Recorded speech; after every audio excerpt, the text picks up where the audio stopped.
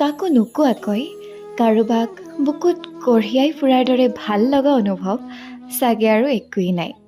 কোনেও যে গম নাপায়, আনকি সেই বিশেষজনেও যে নাজানে তেওঁৰ এটি হাঁহিতেই আপোনাৰ বুকুত কৃষ্ণচূড়া ফুলে।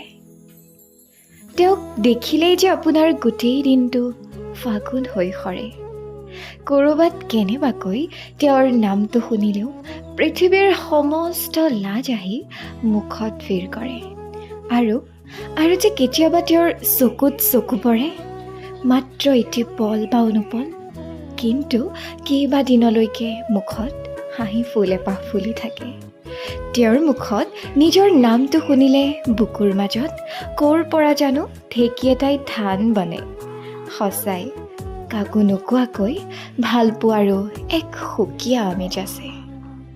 তেওঁৰ ফটোবোৰ চোৱা